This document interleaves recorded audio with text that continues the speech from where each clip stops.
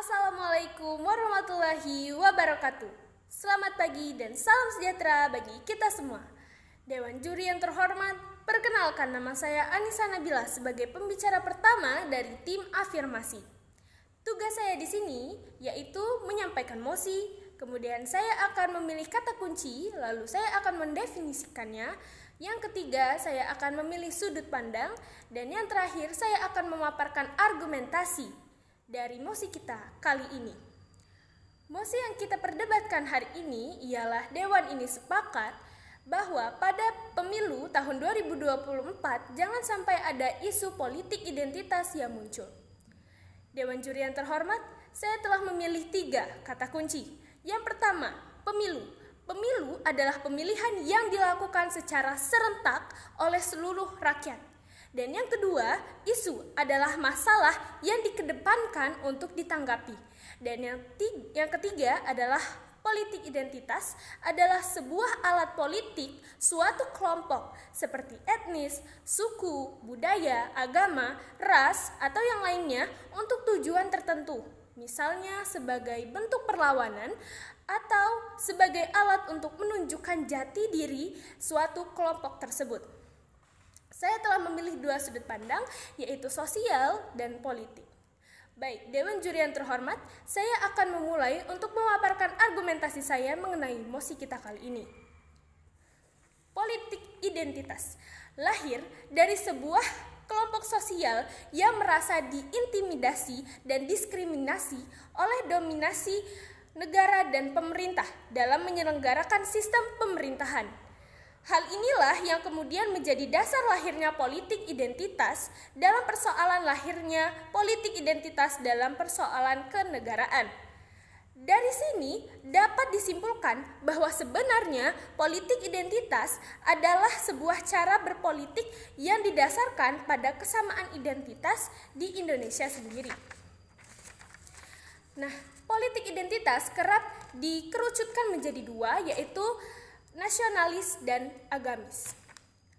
Politik identitas memberikan ruang besar bagi terciptanya keseimbangan dan pertentangan menuju proses diskriminasi sebuah negara.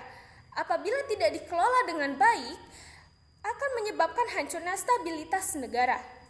Pertentangan antara kedua identitas tersebut akan mengancam kestabilan negara dalam menangani isu ini.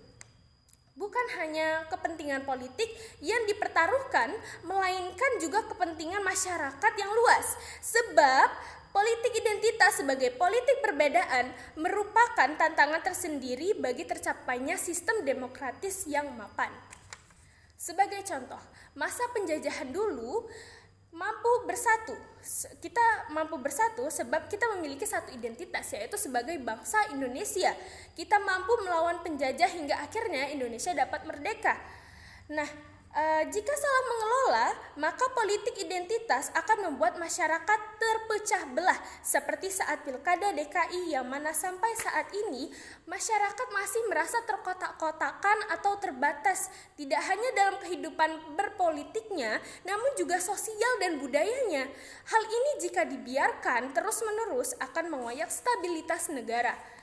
Solusinya adalah berdialog dengan siapapun yang memiliki pandangan berbeda dengan kita, maka akan membuka satu sudut pandang baru bagi kita untuk memahami bagaimana mereka bersikap dan memilih pendirian mereka. Karena antara nasionalisme dan agama itu tidak bisa dibenturkan. Sebagaimana perkataan dari Kiai Haji Hashim Asy'ari, agama dan nasionalisme adalah bagian dari agama dan keduanya saling menguatkan. Bahkan menurut Direktur Eksekutif Lingkar Madani atau LIMA, Ray Rangkuti, mengingatkan praktik politik identitas sangat berbahaya bahkan dibandingkan dengan politik uang. Beliau mengatakan tidak ada praktik politik uang yang terjadi setelah kepala daerah terpilih ditetapkan atau praktik ini akan berakhir dalam waktu tertentu. Namun politik identitas tetap terjadi meski kepala daerah sudah menjabat. Dari pernyataan yang telah saya jelaskan tadi, apabila adanya isu politik identitas yang muncul, maka dapat menyebabkan atau berpotensi akan menghancurkan pemilu 2024. Namun isu ini dapat pula sebagai bahan jebakan bagi pejabat yang ingin menyalonkan diri, sehingga rakyat tidak akan memilihnya. Pertandingan tidak sehat ini tentu termasuk dalam pelanggaran dan suatu tindakan ilegal yang seharusnya tidak boleh untuk dilakukan. Karena politik identitas ini mengancam keutuhan bangsa dan negara. Dewan Juri yang terhormat, apabila isu politik ini tidak ada, maka tentu Bhinneka Tunggal Ika dapat terlaksana dengan baik. Persatuan bangsa juga dapat terjaga, maka cita-cita bangsa pun juga dapat dilaksanakan. Dengan ini, Dewan Juri yang terhormat, saya jelas sekali mendukung mosi kita kali ini. Sekian dari saya. Wassalamualaikum warahmatullahi wabarakatuh. Sekian, terima kasih.